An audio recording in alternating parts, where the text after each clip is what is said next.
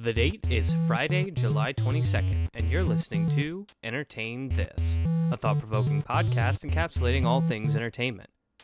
Making your way in the world today takes everything you got. Wouldn't you like to get away? No, we're not talking about somewhere where everyone knows your name. We're talking about the small town of Stardew Valley and the many people who reside there. So get your farming tools and enjoy. Knew it.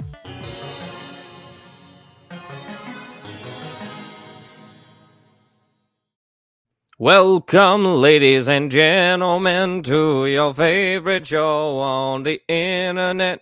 It's Entertain This. Hey, sorry that we missed last week. I'm not really sorry, but we did miss last week. That is something that happened. Here's the hot and spicy is between Nick taking a brief sabbatical from the podcast, my new job that I'm starting, and a bunch of other stuff that's going on. We needed a break. And I don't feel bad about it. And also, there was an extra week this month. So we decided instead of trying to do something wild and crazy with it, we were just going to give ourselves a little breathing room. So that's what we did. And we hope that you guys can appreciate that. Anyway, I'm I'm Michael. And I'm Chloe. I probably should have said all that stuff after that. But I said it before that because it was on the top of my head. Yeah, but yeah, to the masses, if you were waiting around for your episode of Entertain This to drop, you would have known that one wasn't going to drop had you checked our social medias. So make sure that you're following us on Twitter and Instagram. Yeah. So early to plug Facebook. The socials. I'm just saying, more people could follow us there and they'd have more information. So true.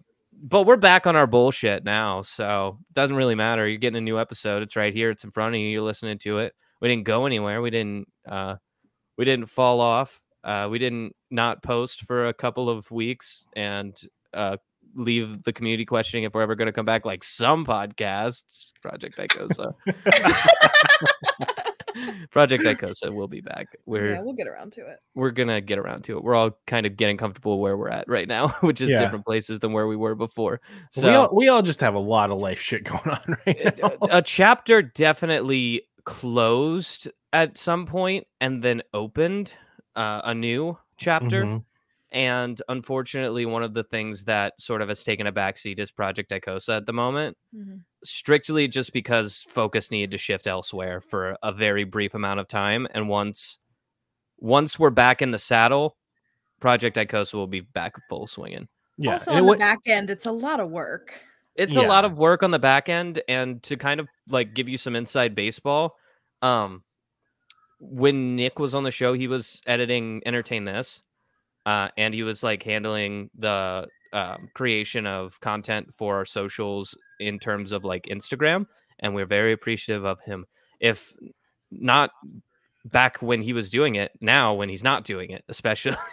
But while Nick edited the podcast for Entertain This, I edited the podcast for Project Icosa. And without Nick here, I'm now weekly editing the podcast for Project Icosa while still maintaining my regular 9 to 5. So, well, not 9 to 5, but you know what I'm saying. Yeah. And the truth of it is, like, it wouldn't represent an actual like D&D game if there weren't some unexpected scheduling issues. So, God, you're so right. It's fine. See, what makes it a real D&D actual play podcast is the fact that you don't know if we're ever going to get back around to it. Where you don't know if we're going to actually play. Yeah, you have no idea. No, we will get back on a normal schedule there. We just need a little bit of time to, first off, seek new talent and rev up. Chloe has so kindly volunteered to take on editing responsibilities for Project Icosa, so I need to get her. Actually. I need to get her revved up on that as well. And then as soon as that's all ready and good to go, and she feels like she's in a comfortable place to take hold of those reins, it'll be a Chloe Price production. So she will be putting in all of the creative juices to making that story go, including picking music, picking sound effects. I want it right now on the record that there will be a slide whistle somewhere. Great. I just don't know where yet. I'll find the right moment for it. You know, it'll happen naturally. When it happens, you guys will think back to this moment and be like, she told us she'd do it. And God damn it. Son of a bitch, she did it. If you could retroactively go back to the first episode, you could totally do the slide whistle for the sewer scene. Just woo! And you go sliding down the tunnel. Yep. I could do a better slide whistle. I'm going to. It goes. Disgusting. That's way better. There you go. Nice. Okay, I That's had to good. get a clean one in. But on note of Chloe taking over editing for Project Icosa, she also is so kindly taking over today her very own episode. It's not her first time doing it. She's done it once or twice before, but this is a Chloe episode. So without 3 further times that I ado- can think of. So without further ado, Sorry. I'm gonna throw it over to Chloe. Take it away, Chloe. That was my bad. That's so cool. You're so new to like podcasting that I really can't blame you for stuff like that. Where it's just like I have a thought, I have to say it. Absolutely, that's It the energy happens we wanna all bring the to time this. still. We do it all the time for sure. But Yeah. you're good. So, what do we got? Okay, well, have you ever wanted a simpler life? Waking up with the sun, tilling the soil on your land and planting seeds, caring for chickens and cows and using their eggs and milk to bake treats for your neighbors, taking your crops and supporting the local economy as well as providing farm-to-table produce, taking your fishing pole out on the lake and reeling in some massive fish on a bright, beautiful day, maybe even meeting someone and falling in love, inviting them to join you on your farm. If this simple life appeals to you, Stardew Valley provides an outlet for this dream. But this game, published in 2016 by Concerned Ape, real name Eric Barone, and the video game studio Chucklefish, is so much more than a Harvest Moon knockoff. Today, I would like to explore the depths of this video game as far as your character can explore the monster-riddled depths of the Skull Cavern in the Calico Desert. At the end, hopefully, you will join us in Pelican Town and entertain this. Wow. Incredible. I did a Nick intro. Incredible. Nailed it. Thanks. So yeah, we're talking about Stardew Valley. Woo! Do either of you have any experience with this game? Outside of buying it on Steam so that Jade could use it. No. I played it pretty religiously for a while because I bought your Switch when we first started dating, and I had it because you had it, and it was actually the only game at the time that I had on Switch that I didn't need a like actual cartridge for. So if I didn't know what to play and I had only brought one game and I had grown bored of that because of my ADHD-ridden brain, I would switch over to Stardew Valley and do a little farming. Yes. So it is essentially at its core, I suppose, it is a farming simulator because at the beginning of the game, you are working at this company called Joja. It shows you in like a little cubicle, and it's a very like pixel style game, but you're sitting there at the computer and, you know, even your little pixel self is just miserable. Like you don't want to be there. So suddenly you receive a letter in the mail from your grandfather. He sends you a letter from his deathbed that reads as follows. If you're reading this, you must be in dire need of a change. The same thing happened to me long ago. I'd lost sight of what mattered most in life, real connections with other people and nature. So I dropped everything and moved to the place I truly belong. I've enclosed a deed to that place, my pride and joy, blank farm. You name it in the beginning. Okay. It's not called blank farm. You like, you know, the first screen that pops up is what are you going to call it? And then it gets into the cutscene. Yeah. Okay. So that intro sounds a little bit similar to how things go in like Animal Crossing, for example. Absolutely. Or it's just like, all right, like you now just have land on this mystical place. Go build stuff. Welcome to your new life. Yeah. The letter continues as, it's located in Stardew Valley on the southern coast. It's the perfect place to start your new life. This was my most precious gift of all, and now it's yours. I know you'll honor the family name. Good luck. Love, Grandpa. And when you see Grandpa in his deathbed, oh shit! Seriously? He has been. Hold on. Really? Yeah. Yeah, you dies? see him in front of a fireplace, what you assume to be the farmhouse that you move into. Wait, I love the flex move of Grandpa to just be like, hey, if you're reading this note, it means I'm died and your life is not that great. So go make a change. Take my farm. Right. There's this image of him on the bed, and the bed is so shallow that it has been memed upon over and over and over again. What do you mean? Like People are this like, thing looks like 1 inch thick or something? yeah, it looks like a table with a sheet on it. Oh. So there are like, you can mod the shit out of the game on Steam, and there are so many mods where like it's grandpa on like an actual operating table. It's 2 people playing ping pong over his body. He's in the pose from Family Guy where he's like his back's broken and his arms behind him, you know, the death pose. Oh my god. Yeah, those are just some of the memes for grandpa. So that's how you start the game. And then you wake up on a farm, and it's kind of messy. There's, you know, wood and stone and trees everywhere and overgrown grass. But the mayor, Lewis, welcomes you to the town. It's called Pelican Town. Aww. And the local carpenter, Robin, introduces herself and says, if there's anything you need, let me know. I will help you build stuff up on your farm once you get some resources. And here's some parsnip seeds. And off you go. Wow. You are told to start cultivating the land and growing crops and selling them. Like a lot of games, like your Minecraft style stuff, there's a health bar, there's an energy bar, and there are certain skills that you can level up as you go along. Those skills being farming, mining, foraging, fishing, and combat. Yes, there's combat. We'll get to that later. This is like, so this is like Animal Crossing meets like RuneScape, where you got like all these actual little skills that you got to build up. Yeah. Okay. Right. Plus like a Minecraft dungeon, because there's a lot of like resource hoarding. Okay. I'm feeling it. And the same as Minecraft, there's also like a crafting table where if you take certain materials, you can make new things. So you kind of get away from having to ask Robin to build you stuff. You start being able to do it yourself. Gotcha. I've been getting way into Minecraft lately. It's a little bit less. If I had to compare the two, I'd say it's a little bit less open to creation as Minecraft is, but it still allows for like aesthetic creation. So like you get options. It's more like The Sims, I would argue. Yeah. Gotcha. But yeah, it's that vibe. Minecraft just keeps getting updated. Like they do so many updates. But they still don't have furniture nor houses that you can just place. Like you have to do those block by block. That's really the only difference between Minecraft and Stardew, is that in Stardew you can be like, I want this house, and then you get it and you put it somewhere. Yeah, that's true. You don't build it up brick by brick. Somebody else does that would be you.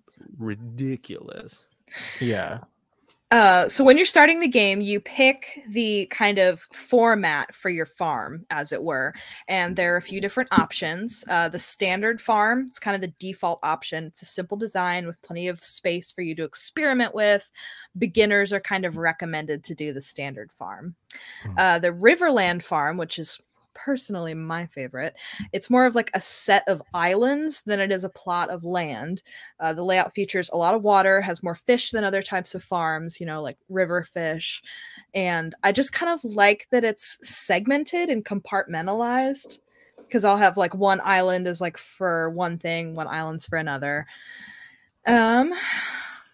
The next one is the Forest Farm. It is packed with trees, which may limit your ability to farm at first. Once you clear most of them out, you'll have access to a lot more wood than any other type of farm. And obviously wood and hardwood are huge for crafting. The Hilltop Farm features a winding river that carves its way through your farm, limiting your design options. The upside is a mineral deposit on your land that you can take advantage of for resources. The Wilderness Farm is a basic plot of land with a dark twist. By day, it's what you'd expect from any farm, but at night, creatures roam around your land. We'll get back to those creatures as well. The Four Corners Farm is split up into 4 discrete sections. Each is different, so choose this if you're doing a large co-op game. And yes, there is co-op in Stardew Valley. Wow. It was an update that happened maybe 2 years ago. So question then, is it multi-console? So like if I got it on my Switch and you had it on your Switch, could we both be on the same farm but get on whenever was convenient for us? Or is it strictly couch co-op as it's known? I don't actually know the answer to that question. I have only played it where me and the other person were on the farm at the same time. But as I can understand it, you'd be able to visit your farm without them. Well, geez, let me fact check you. Somebody's got to do it. And the beach farm is the last type. It's great if you like plenty of open space and are proficient at fishing. However, if you choose this plot, be prepared to manually water crops as you can't use sprinklers on sand. Sprinklers are big for people who want to maximize their farming profit. Because it's really annoying to go through and water crops individually, especially when you have the beginner watering can. Stardew Valley Co-op is easier than ever now that Farming Simulation has online and split-screen co-op. So yeah, online. You're able to play from 2 different locations. So if we wanted to start a farm, theoretically, we could work on it at different times, which means you and I could have a co-op farm, and then when I eventually got tired of playing, I could stop, and you could keep going, and then I could check in later and take a bunch of the credit. And I believe it's cross-platform, too, because this game is on Steam, the App Store. It's like a mobile app. It's on Google Play, the Switch, the PS4, and the Xbox One. It's not cross-platform. Okay, well, but... Stardew Valley does not support cross-platform multiplayer, and it is unclear if or when this might change. That's what it says.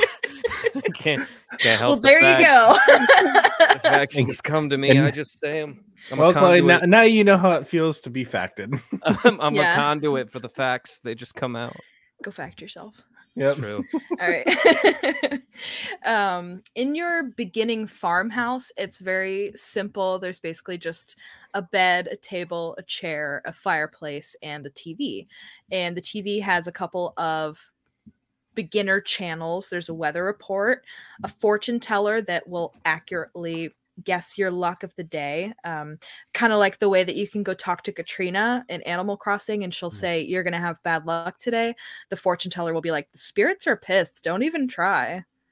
So that's kind of nice. Is it the same as like where Katrina says, if you wear shorts today, you'll have good luck. And then like you go and do the task and you get good luck? Or is it just like, hey, today's a really lucky day for you? Yeah, it lets you know either way, whether the spirits are unhappy, happy, or neutral. This is such a liberal game. I love it. Continue. It's like, what's your sign? Oh my god, I totally see I know, like aura. this immediately is like, okay, like how much witchy shit is in Stardew It actually Valley? gets so much witchy shit. There's a literal witch. It gets much more liberal when we talk about the actual like plot of the game. It's like way eat the rich, but we can get to that later. I will get to that, trust me. There are just 2 more channels, Living Off the Land, which gives you tips about how to play the game, and you can unlock the Queen of Sauce, which gives you recipes. When you upgrade your farmhouse, you can make lots of different meals, and if you eat those, they can restore your health and energy when you are fighting monsters.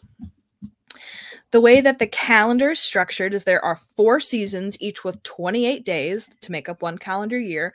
And you begin with very rudimentary tools and simple spring seeds on spring day 1. You're tasked with cleaning up the farm, cultivating crops, and getting to know all of your neighbors, of course, because Pelican Town is a populated and thriving community. So let's get into it. Let's go into town. We've gotten up on our farm. We've seen what's going on. And now we're ready to go meet the locals. We're the hot new farmer in town. And we're single as fuck, baby.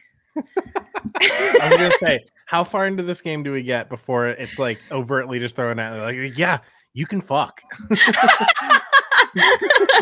Well, the NPCs are separated into... It's actually in Grandpa's letter at the beginning. Oh, cool.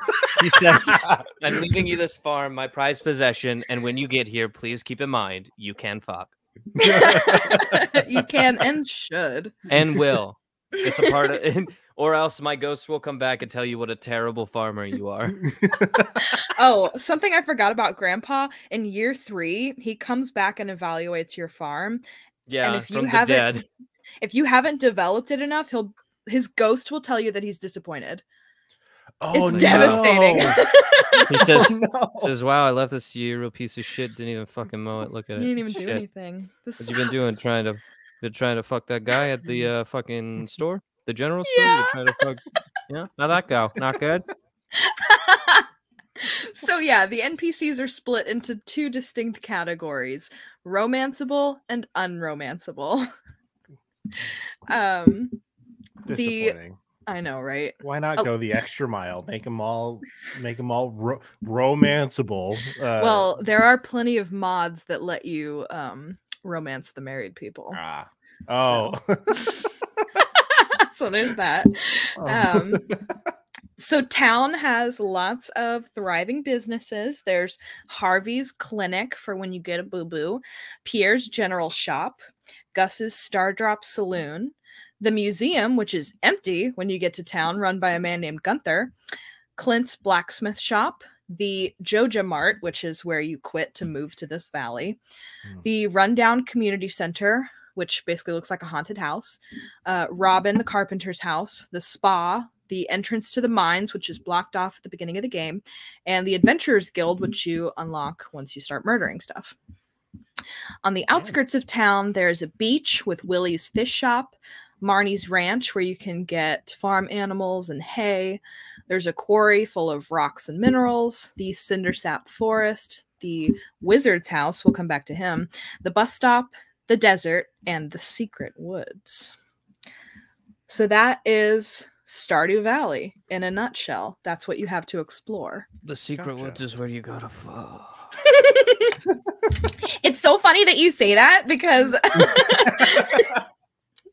in well, I guess I'll just spoiler alert. Stick to the script. Okay, fair enough. We'll get to it when we get to it. So Stardew Valley is described as a peaceful region located on the southern coast of the Ferngill Republic on the coast of the Gem Sea. So there's a whole lore around this place, right? The more you dig. And you learn that there are more races than just humans in this valley. It is a magical place. These races involve dwarves, one of which you can meet in the mines. He's very nice. He loves getting minerals as gifts. There are shadow people. You can unlock the sewer and you meet a very nice shadow person named Krobus. And in the newest update, you can make Krobus your roommate because that guy rocks. Everybody loves Krobus. Everybody loves Krobus. Not a person alive that doesn't like Krobus. Now on ABC. As you're restoring the community center, you meet these little fairy sprites that look like little apples called Junimos. Public Works, also very liberal. Well, the community center versus the Joja Mart route is something we will get to, but the Junimos are so cute, aren't they? They're magical little creatures that take care of your crops and help you thrive on your farm. They're little apple boys. You can eat them up. Eat them up.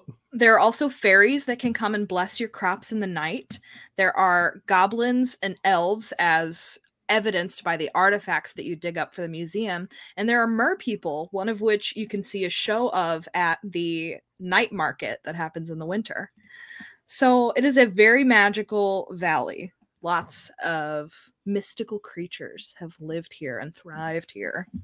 Yeah. There are a number. This is not just like your average everyday farming simulator. Like this thing's a whole fucking fantasy RPG. Right. It's like, when your neighbor is a goblin in The Sims and you're like, this is normal. Right.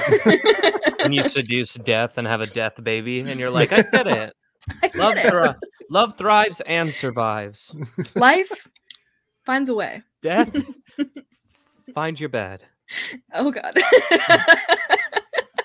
That poor bed. There are a number of annual events that you can attend in town, much the way that we celebrate holidays as they come. They leave out the more religious parts of the holidays. They're very secular. So the first one that you can do is the egg hunt in the spring. The egg festival, as they call it. There is the flower dance in the late spring where you can go around and ask for a dance, but in year one, everybody's going to reject you, so don't even bother. It just hurts. Then there is the luau in the summer where you bring an ingredient to add to the community soup, and the governor of the valley comes and tries the soup, and if you put in something disgusting, he is super disappointed, just like your grandpa. Can you poison him? You can put in something super gross. You can't kill him though. He'll just be like, "Oh, I feel nauseous." Can't throw in a little arsenic, and he goes, "Oh no, I feel." Is there a mod for that? Probably. Yeah, I'm gonna look it up. There is. So I've talked about Mayor Lewis. He welcomes you to the town. Marnie, who sells the farm animals, her and Lewis have a sort of secret affair, you discover, because the more you befriend... This is fucking wild, Chloe. I don't know what you want from me. When you befriend... Hold on. I'm on a subreddit that says, so what's the proper way to kill the governor? And then it says, help, I've joined the Dark Brotherhood, and I can't seem to find a way to complete this objective. It seems the governor was just a decoy, and the real one is still out there. What the fuck is going on? Chloe, what is this game? I can't speak to that. The answer is you need to locate all 4 dwarven scrolls, which when combined will become an elder scroll. This elder scroll, once read, will allow you to locate the real governor. Oh, this is a joke. Yeah. this is what happens. This is what you need to do in Skyrim. Yeah. The Dark Brotherhood in Skyrim. Yeah. Okay. There's no Dark Brotherhood in Stardew. That'd be incredible. I really thought for a second there was. Okay, so when you befriend Lewis, he asks you to go into Marnie's room, which you have to be a certain friend level to even do, and you find a pair of his lucky purple shorts in her room. Because they've been fucking. Wink, wink. And you can bring these lucky purple shorts to the Luau instead of giving them back to him and put them in the soup. And he is so embarrassed about it. Oh my god, it ruins his whole day. His whole day. Fuck. There is a dance of the Moonlight Jellies where everyone gathers on the beach to watch some beautiful glowing jellyfish.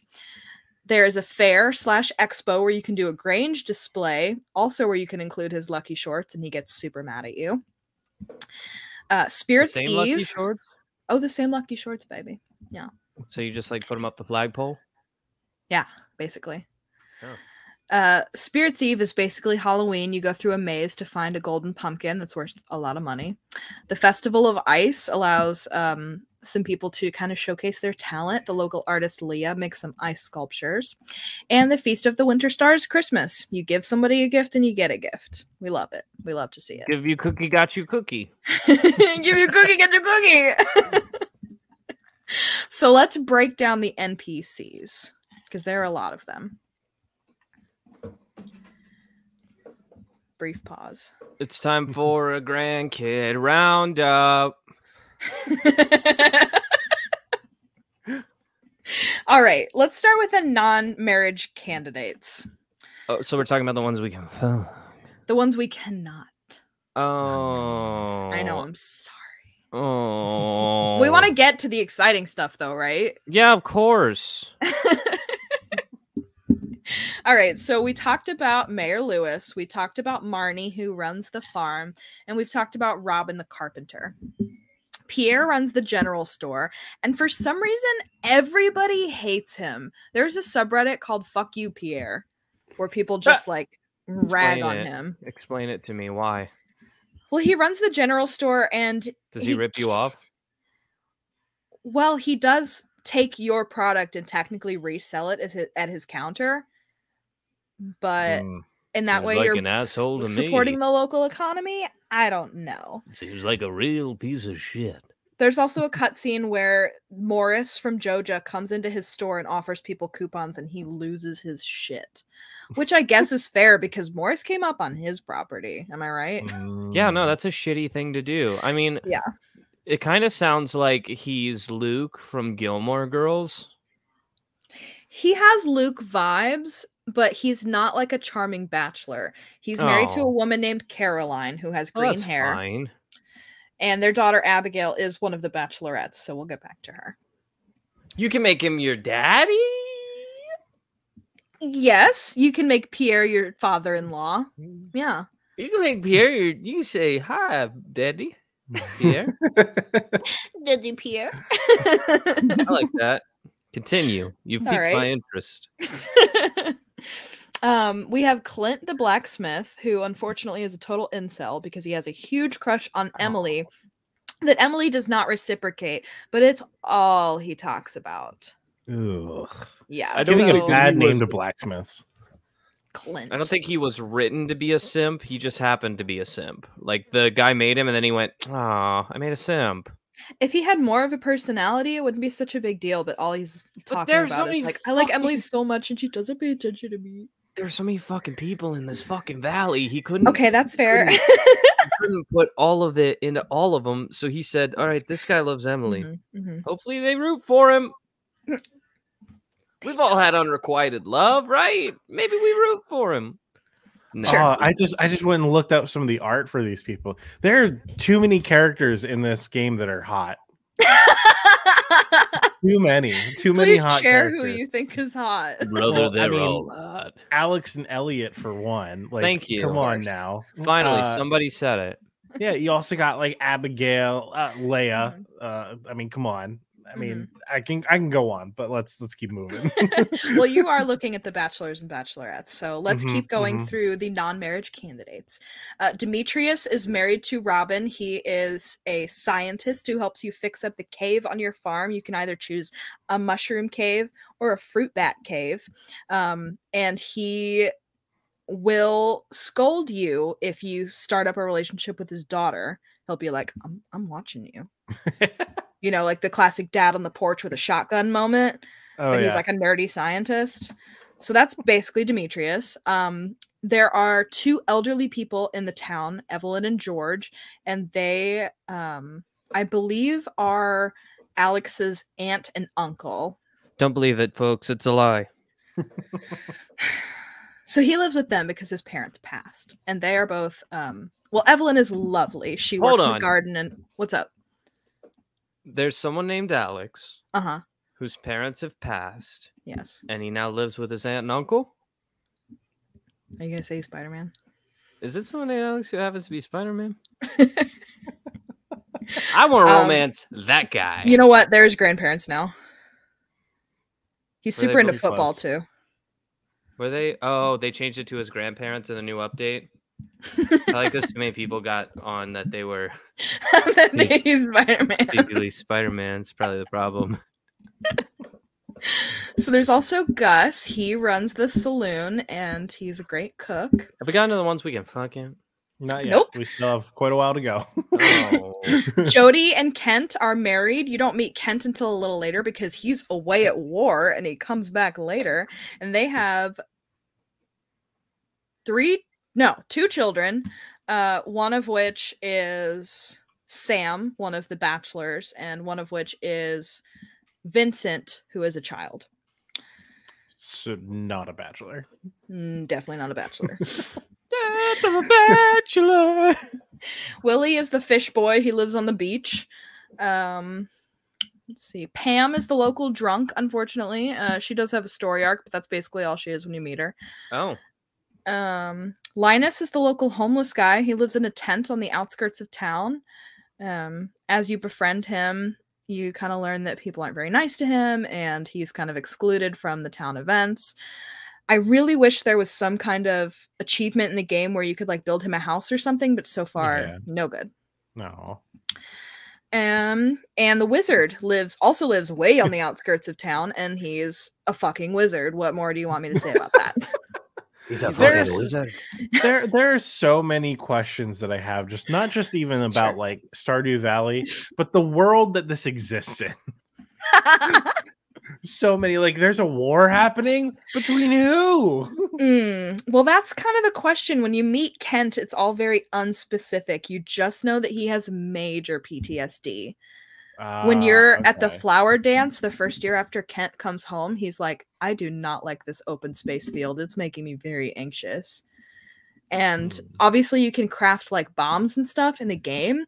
And if you give one to him, he will be like, I hate you. This sucks. Why would you do this to me? So yeah, you have a traumatized vet living in town. This At sucks. Kent. So should we get to the guys we can fuck now? Yes, please. Yeah. All right, we've got the bachelors. First up is Alex. As we said, he is Evelyn and George's grandkid, and Can you do this in the style of a matchmaker TV show? First up, we have Alex. He is 26 years old. He lives with his grandparents in a small town in Stardew Valley. He loves football, having a drink on the beach with his friends, and his dog Dusty. Ah, yeah. Actually, there are a lot of similarities between him and me. Yeah. Unfortunately, he talks about football a lot, so I did not marry him. I talk about football sometimes. Sometimes. But not a lot. Not a lot. Next up, we have Elliot. He lives in a shed on the beach. He has super long hair, and he's a sensitive writer type. Oh, God, of course I thought he was hot. Shut up. He's totally your type. We have Harvey, the local doctor, who has a mustache and wears glasses. And that's pretty much all we know about him. And that's his whole personality. He's very sweet, and he builds model trains in his room. Oh my God. So that's Harvey. He's the worst. Is that Nick Mustakangas? Oh, no! No, Nick's great, but the building model trains is funny. If you marry Harvey, he moves those model trains into your house. I don't marry him for that alone. Next up, we have Sam. Sam seems kind of like the youngest romanceable bachelor. He is Jody and Kent's son, and he's kind of like the rocker musician type. Him, Sebastian, and Abigail have a band together where they just they rock out in Kent and Jody's house. So that's Sam. Then we have Sebastian, who's like the town emo. He only wears black. He's got like the black emo bangs. Yeah, there's got to be at least one. His room is in the basement of Robin and Demetrius's house, and there's a cutscene where you play D&D with him and Sam and Abigail. What? They don't call it that, but that's exactly what's happening, because he's like, he rolls a dice and like something happens to you. It's very cool. There was also an early version of the game where he had a bong in his room, but that got edited. Now it's a vase. So, why do the people town stop? stoner, basically? I don't know. The last romanceable bachelor is Shane, who is the junior town drunk. When you meet him, he's like, please don't talk to me, basically. And once you win him over, you discover that... What's up? There's a built-in plot to Stardew Valley that's I can fix him. Oh my God, seriously, people who love Shane are I can fix him people. It's so real. I know. He's just broken. I can fix him. He's broken. Marnie is his aunt, so he lives with Marnie and his niece Jazz on the ranch. And there is a sweet character arc for him where he realizes that maybe he should stop drinking and go to therapy in the city. So you can kind of get why people would fall in love with him. You don't have to fix him. Because you can fix him. Work on it himself. Yeah. So those are the bachelors in a nutshell. Let's move on to the Bachelorettes. First, we've got Abigail. Abigail is the the daughter of Pierre and Caroline. There is a bit of lore behind Abigail because she has purple hair. So does the wizard. She hangs out outside of the wizard's tower on certain days of the week. At some point when you're speaking to the wizard, he says he had an affair with someone in town. Did Caroline cheat on Pierre with the wizard? Maybe. Is Pierre a cuck? Probably. So you're telling me that the wizard can be my daddy? Oh my God. Yeah, technically, I guess. I've never thought about it like that, but that's amazing. Wizard daddy. Abigail's kind of like your basic gamer girl. She also has a funny bit of dialogue where one of her favorite gifts is amethyst, and if you give it to her, it's just like a randomly generated thing, but you give it to her and she's like, how did you know I was hungry? This looks delicious. So everybody's like, Abigail eats rocks. Idiot. Next up is Emily. Emily lives with her sister Haley in one of the houses in town, and she is kind of the local seamstress. She is a blue-haired girl with pronouns, and she rescued a parrot that broke its wing, and her... This is so liberal. Yeah, baby, get used to it. Aggressively liberal is this game. Well, like I'm listening to the description for this, and it's like, okay, this is my current fiance, Jade. Well, yeah, Emily and Jade do have a lot of similarities. Yeah. My current fiance, as though you'll get a new one in the future. But the reason that I personally married Emily in my first playthrough is because you get like up to 8 hearts before you actually like ask them to become a couple with you. And at the 8 heart event for Emily, she plays this disco music and starts like shaking her ass. And then you start like seriously tripping out. Like there are all these like colors and symbols like moving up the screen while she dances. It's intense. It's incredible. She might get you high. I don't know. But that's Emily. Her sister Haley is a bit of a harder nut to crack. She tends to be the least favorite Bachelorette because she's very snooty when you first meet her, kind of like, why are you even talking to me? And she's like a blonde, pretty girl. She's a photographer. She loves to take her camera out on the beach. But she does end up being very nice if you spend the time to get to know her. She just doesn't really have a whole lot going on, unfortunately. Like, that's kind of all I can say about her. Gotcha. Leah is the town artist. She lives below Marnie's ranch. She makes these beautiful sculptures, and she's kind of shy. It's kind of all I got for Leah. One of her hard events is that you encourage her to put up some of her art in a local show. So she kind of does like an art show for the people in town. Cool. Of her stuff. With her, like kind of like the model train thing, if you marry her, does she just start like putting sculptures? She brings her sculptures into your house. Yeah. That's dope. Yeah. There's also a small part of your yard that's dedicated to your spouse. So like if you marry Emily, it's just full of these giant crystals. Yeah. Nice. So. Like if you marry Alex, it's just a bunch of like weights and dumbbells and stuff. It's because Alex is a dumbbell. Maru is Demetrius and Robin's daughter, and she is a budding scientist just like her father, especially interested in robotics. She's got a robot in her room that she's working on. She's super fun, but I think people are less attracted to her because she looks so young, and like she's wearing overalls in her NPC picture. So like when I met her, I was like, I can't believe she's even romanceable. Like this is a child. But you know, she's a grown-ass woman, and when you marry her, she moves her robots and telescope into your room. So that's sweet. And Penny is Pam's daughter. Pam is the local drunk, if you'll remember. And Penny is very sweet, kind of misunderstood, and she is the teacher for Jazz and Vincent in town. They don't really have a teacher, so she serves as their teacher. She takes them to the museum and reads them books and stuff. So those are your bachelors and bachelorettes. That's everybody. So you seem perplexed. You seem puzzled. Yeah, that's because I figured out what I want to do my quick this on, and I'm kind of doing research on it while I'm listening to you talk about bachelors and bachelorettes. Okay. But I was trying to find if there was a... So apparently there's a cult in Stardew Valley. Okay. Called Cult of the Dragon. And now I'm confused. Is this a mod? No. Because I've never heard of it. But if you've got more, like... Or if that's going to be your quick this, I guess you can save it. No, I don't want to find more. I don't want to dig more into this. I want to leave this alone.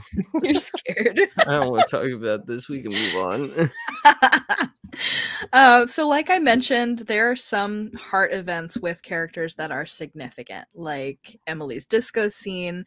Alex will take you to a football game in the city.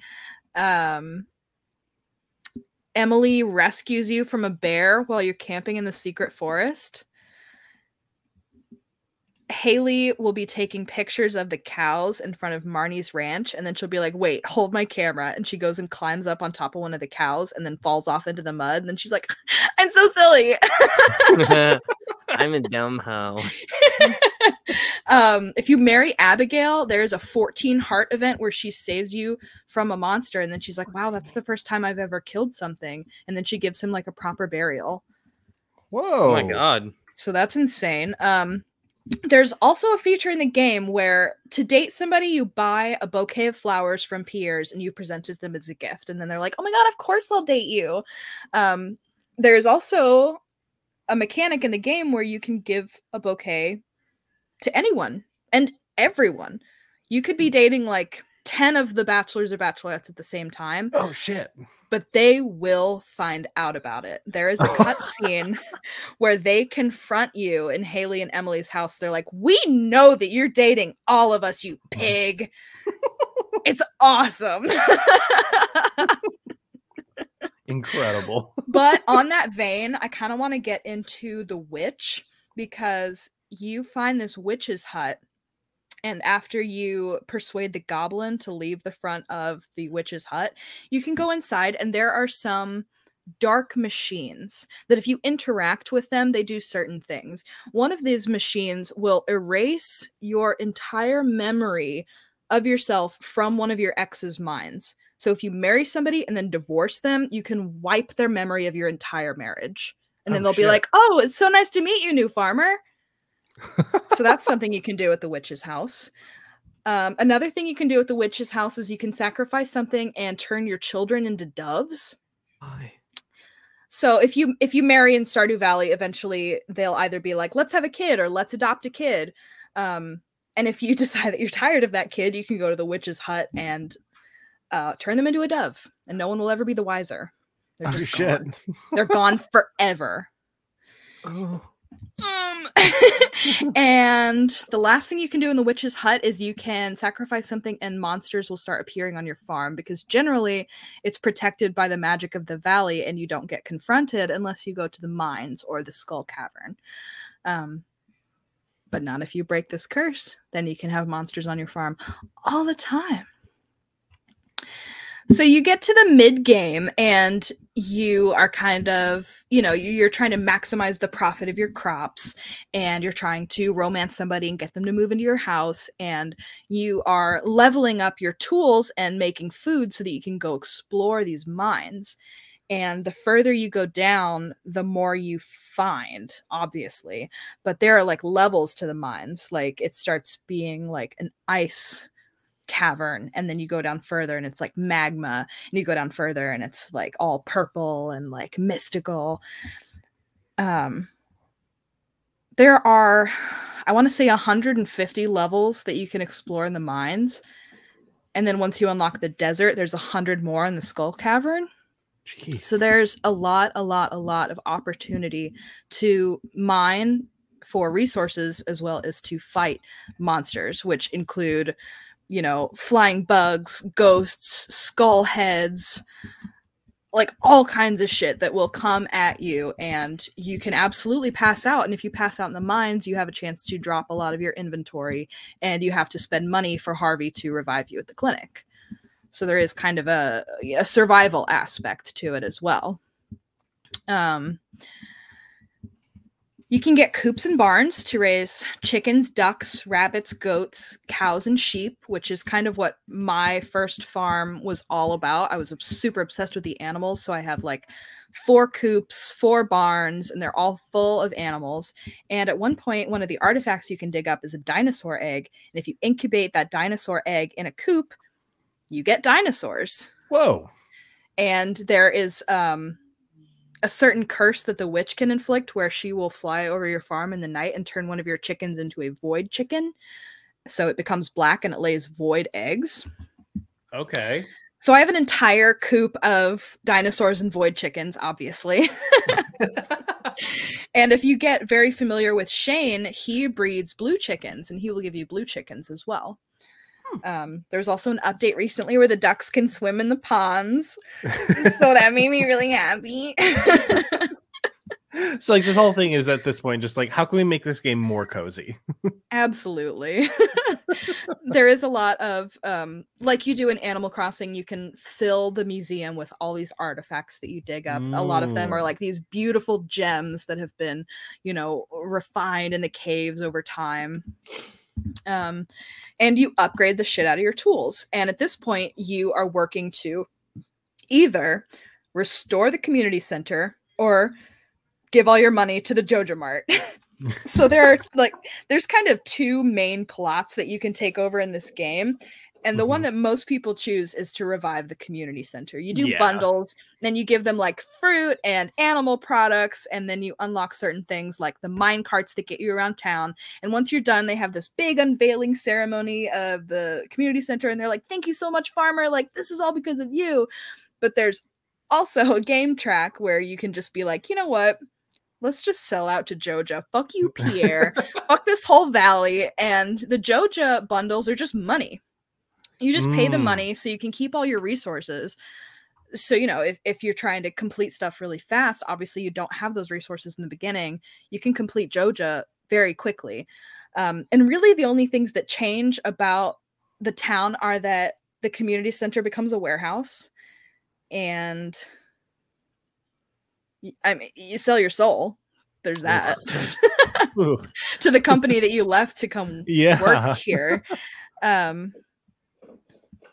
But yeah, obviously, like I said, there's a lot of Steam mods that you can do. I personally modded my copy of Stardew Valley on Steam so much that it won't even open anymore. So that's my bad. That's on me. They caught me slipping. That's like what inevitably happens with any like RPG-esque game and mods. Like, yeah, just bound to happen. There's also Stardew Valley Expanded that you can only play on Steam and like the App Store. That, I mean, it basically doubles the game. There's like a whole bunch of new stuff in the maps, a bunch of new NPCs. There's like a winery. There's new fish. Morris from Joja gets his own house. There's new bachelors and bachelorettes. There's other farms. Like in the game, you're the only farm, but in this expansion, there are other ones. And the wizard gets an apprentice that you can befriend. Unfortunately, you can't marry her. And there are ways to complete the game. You know, you can finish the community center. You can unlock a boat trip with Wally where you can get to this place called Ginger Island that has other shops and like these golden walnuts that you can buy and sell. And you can make an island farm there if you'd like. There's also the desert. We haven't talked a whole lot about the desert. You can unlock the bus and get Pam to drive you out there, and that's where the Skull Cavern is. And you know, there's like 100 more levels of that. And once you do that, you unlock the casino where you can go in and gamble all your money away. And you can find all of the star drops in the game. And star drops are kind of like those moments. I guess if I could equate it to something, it's like the bonfires in Dark Souls. Like a star drop like heals you completely and like, you know, brings you energy and you're like suddenly fortified. And at the beginning of the game, it says, what's your favorite thing? And you put in that thing, and then when you eat a star drop, it's like, wow, this tastes just like your favorite thing. So, like, you know, don't put that your favorite thing is your cat. Because the star drop's gonna taste like your cat. Wow, this did that perchance happen, Chloe? Luckily for me, I put in that my favorite thing was cheesecake, so that's what star drops taste like. Fuck yeah. Yeah. Nice. But some people will be like, my baby boy. And it's like, this star drop tastes like your baby boy. Hey, shout out to you not safe for work people out there who be putting down dick and other stuff. Inevitable. But the creator, Concerned Ape, aka Eric Barone, has been very involved in this game since its release in 2016 and has continued to update it. Like I said, the update with the ducks, but there's also a lot of like more major overhauls that he's done to the game, like including the split screen co-op farms, which was a very exciting development. There was just recently a patch where you can put a bunch of furniture in the town, so you can kind of like basically give it a facelift. And there's a lot of furniture that you can decorate your house with. And a lot of stuff that you can like find. There's like little Easter eggs. If you go to the park on a certain day and you like press some bush at exactly noon, you get this huge Junimo plush. So, you know, there's little stuff like that hidden into the game that the creators want you to find. A big old little appley boy. Yeah, Big Appley Boy. Aw. Even though he's been super involved in the development of Stardew, because there are so many active fans that are still playing the game every single day, he is also in development of a new game that I want to talk about for just a moment, kind of give him a little plug. It's called Haunted Chocolatier, and so far it's not clear whether Chucklefish will help him publish this game like they did with Stardew, but it's got very similar Stardew vibes. It looks a lot like it aesthetically, because he's borrowed some of that code, and it's still like a pixel style game, but in this one you live in this haunted mansion and you go find resources to make chocolate. You become like the new town chocolatier, and the people who work in your chocolate shop are ghosts. They're the ones I love that. serving your chocolate, which is so cute. There's a lot of similar combat elements to Stardew. It seems like combat is much more relevant in this game, which is shocking because there's a lot of combat in Stardew, but like most of the trailer is you fighting stuff off. So like there's swords and slingshots like Stardew, but I also noticed in this game you get a shield, which is new for this creator. That's kind of fun. You can like buff away enemies as they're coming at you. And there's, obviously a bunch of new NPCs and environments to explore. So yeah, be looking out for Haunted Chocolatier in the next couple years. But that's Stardew Valley. It is honestly one of my favorite games in the whole world. I have logged hundreds of hours between my Switch and Steam, and it truly is an endless game. You could play it forever and still find new things. So I hope you entertain this. When we get back, I've got a quick this for you. And we're back. You guys, it's so easy. Have you guys ever listened to those musical interludes in the episodes, like when they go live? Yeah. Shout out to DJW. They're always fun to do. If you guys were watching the video version of this podcast, by the way, you would have just seen my dog enter frame, receive some pets, and then leave, because that's so sweet. Literally all she wanted. I have a topic that I want to talk about for my quick this. Pretty please bring up time. 1 second. He's on it. Ready? Are you ready? Yeah. Shit, I actually go. Great. Ever since Charles Darwin stepped foot on that one island and studied those fucking birds, there's been a theory of evolution. A stepping stone from one thing to the next. A development through time and through small changes. And I believe that I have discovered the missing link between Minecraft and Stardew Valley. And I would like to share that with you today. It's actually all a complete lie, because the game that I want to talk about today actually predates Minecraft. It came out before Minecraft. And it's something that not a lot of people talk about because Minecraft had such a relative success. I'm going to be talking about Terraria. I knew it. That's what I was going to guess. Terraria is a game that, much like Minecraft and Stardew Valley, takes place in a pixelated world.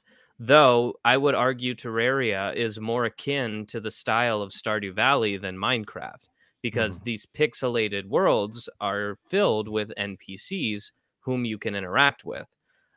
Fully developed, not just square, but with their own designs and everything, and include things such as a wizard and shopkeeps, as well as other things. I don't think you can romance them, at least I didn't through my playthrough, but I want to talk about Terraria. Because people say that Terraria is actually the game that Minecraft ripped off. Because Terraria, number one, came out first, but is mostly a 2D sandbox game where gameplay revolves around exploration, building, crafting, combat, survival, mining, and they're playable through single and multiplayer modes. It involves spawning into a randomly generated world where you dig up and collect supplies to craft tools to build a house and survive waves of monsters that come at night. It is literally Minecraft, except it is 2D. Now, the interesting thing is that Terraria has a huge lore. Like, instead of having to build a nether portal, you literally can build a hole straight to hell. In the style of like an ant farm, where you get a 2D view from like the front of you carving out these caverns and holes. You can build something called a Hellevator, which is a hole straight into hell. You can fall straight in, but what's built into this game are checkpoints and bosses, much akin to your Elden Ring, Michael, where you have to proceed in what comes next. You have to kill these bosses and get their souls to unlock the next part of the game. Love it. So, like, you go to hell and you have to fight this giant eye monster who lives in hell. And once you kill this eye monster, number one, you get gold, which you can use to spend at the shops that the NPCs run. Nice. And number two, you get sort of materials and stuff like that to unlock things to craft. One of the things that you can buy from one of the people upstairs, so some of the merchants, is a pair of wings that you need to go to heaven, where you can kill where you can kill another boss. Whoa! There are also built-in rituals that you can do that summon other bosses to fight. That sometimes takes multiple souls of other bosses to summon these eldritch gods, eventually leading to your big fight, which is a Cthulhu-level god who literally wipes shit with you over and over and over again until you eventually are able to defeat this boss and quote-unquote win the game. But really, you don't win the game. You just unlock the next part of the game, which is playing the entire game again with only one life. And then once you defeat the Cthulhu-level boss again, you have officially beat Terraria. That's hard as shit. It's absolutely fucking crazy. I would argue that it's better than Minecraft in a lot of ways. It's completely multiplayer, and you can do a lot of cool shit. One of my favorite things to do while playing in the game was, this is another thing that I guess I could talk about for a little bit. I have the time. Is that it's class-based like D&D. So you can build classes. So you can build a wizard and you can focus on magic and your magic attacks. Or you can build a rogue and focus on like your sneaking and your dagger throwing. Or you can build a yo-yo guy whose literal weapon is a fucking yo-yo. Is that what you did? No. No, I built your classic knight who swung a sword. Fair enough. But you, as you're killing these bosses, you also could have rare drops. And those drops can be like the world's most deadly yo-yo that can kill the eldritch god in one hit. But there's like a ratio, like you get that one in every like 100 million like playthroughs that you do. But you always have the chance of getting it. So it also feeds your gambling addiction. That's my 5 minutes. You should go play Terraria. We love microdosing a gambling addiction. Most games you'll find a little microdosing of gambling addictions. Just a little. Hey, and if you're addicted to listening to this podcast, boy howdy, may I tell you, there are 120 episodes you can listen to. And we're not done yet. This is episode 121, and we're just going to keep on keeping on. Come hell or high water. We'll never stop. 100 years, Rick and Morty. We're here. But we need help from viewers like you. One thing you can do to help out the show is tell 10 friends. You tell 10 friends about the show. They go listen to an episode. They tell 10 friends. Because eventually they'll get to this episode and I'll tell them to tell 10 friends. And then their 10 friends tell 10 friends. And then their 10 friends tell 10 friends. And then their 10 friends tell 10 friends. And so on and so on into infinity. Eventually our voices will cusp the ear holes of every human on the planet. And that's the ultimate goal. Another thing that you can do is if there's something in the realm of entertainment that we have yet to encapsulate, because we try to catch them all straight Pokemon style, you can email us at entertainthispodcast@gmail.com, or you can find us on Twitter, we're entertain_this, or find us on Instagram, entertain this podcast, and on Facebook, we're podcast entertain this, coming at you every week with something new in entertainment. But we need your help, so entertain us so we can entertain you. And you can entertain this. We'll see you guys next Friday. Bye. Bye. I guess I kind of lied about the next Friday thing last week. Sorry about that. Sorry. Or I guess Bye. 2 weeks ago. Bye.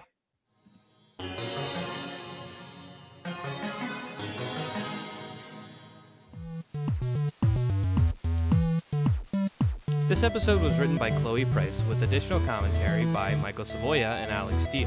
Our theme music is Rush Bubble by Aaron Spencer with interstitial music by DJW. Tune in every Friday for new episodes. Thanks for listening.